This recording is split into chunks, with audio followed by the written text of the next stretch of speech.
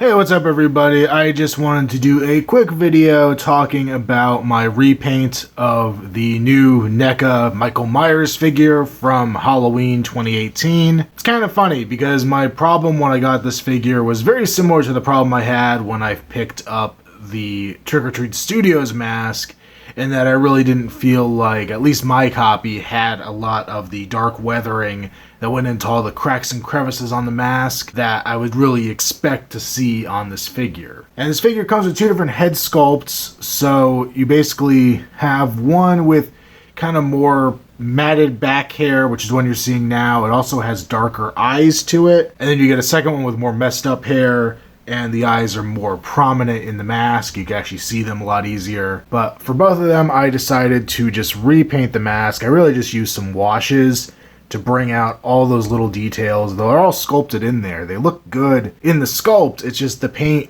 was really lacking. There was also some blood around his eye that I really didn't feel like it belonged there, and doing the weathering really helped kind of cover that up. It was his dead eye there, and I guess it was supposed to be the blood from the hanger all those years earlier, but that's definitely not a feature on the mask I remember seeing in the film. And like I said, I did the same thing to both masks. So here is the alternate head where you can see the eyes a little more clearly, and then I added in the blood effect there on the side of his head. I figured these two head sculpts were similar enough. I don't have, obviously, the movie to compare it against. I saw it in theaters, but I haven't seen it since. So I really don't know if these are just two different head sculpts NECA gave us, or if they're supposed to symbolize specific parts of the film, but I really don't care enough. They're similar enough in my eyes that it doesn't really matter. So I decided to take this one, make it my end scene mask, and give him the bloody wound there on the side of the face. Now the mask itself seems to be a soft rubber plastic over top of a hard plastic head, so I'm kind of debating if I want to go back in and actually cut away the mask to make it more realistic. But for right now, just painting on some blood there I think works alright, and I could also go back and make that mod later. Figure if NECA's going to give us his three-fingered hand there from the end of the film,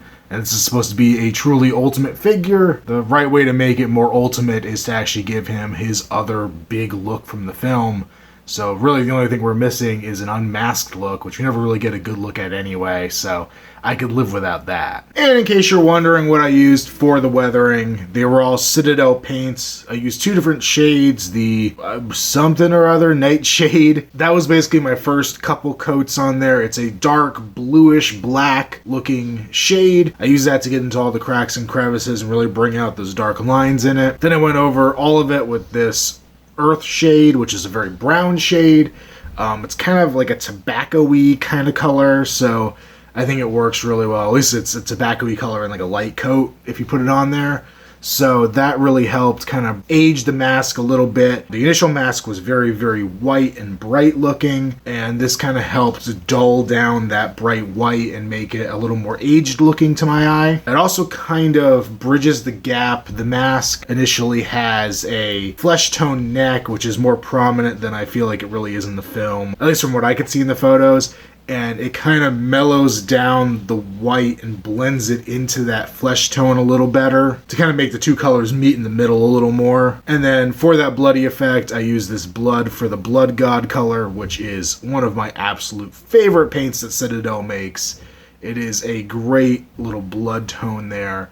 I did go back into it with a little bit of the nightshade to kind of darken up the center of the wound and then leave the edges around it a little lighter.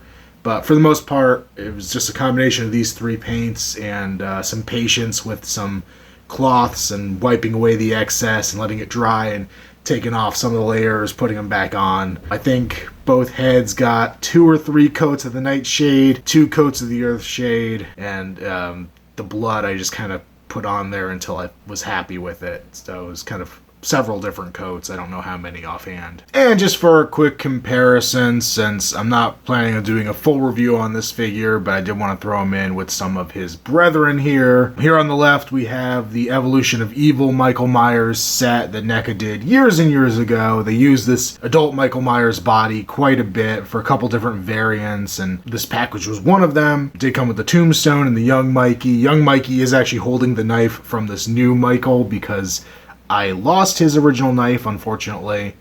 And then here in the center we have the new Mezco original Michael Myers, obviously in a completely different scale than the NECA stuff. And then there on the right we have our new H4O.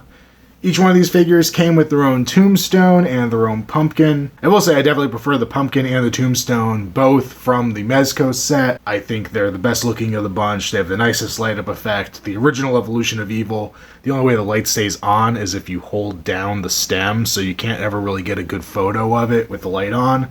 The Mezco has a nice switch when you take the top off. I will say the new one for this H4O is pretty cool because you could just kind of hit the button on the top and it does stay on. And it does flicker, which is really neat. I just don't like the design of the pumpkin nearly as much. The new tombstone is very, very thin, so I'm kind of holding that against it a little bit, whereas the Mezco one's pretty thick there. And the original NECA one is basically as thick, but it's a much lighter plastic than the Mezco one. But overall, I'm actually very, very happy with the work NECA did on this new Michael Myers figure. I did kind of realize as I was posing him here that he has that weird NECA one leg feels longer than the other issue going on, which seems to be a running issue with some of their figures. But the articulation's pretty darn good on this figure. I think a lot of the detailing's well done. It just really needed that paint wash on the mask, and I think that brought out the last little bit of detail this figure was needing, and I think mine's looking pretty good now.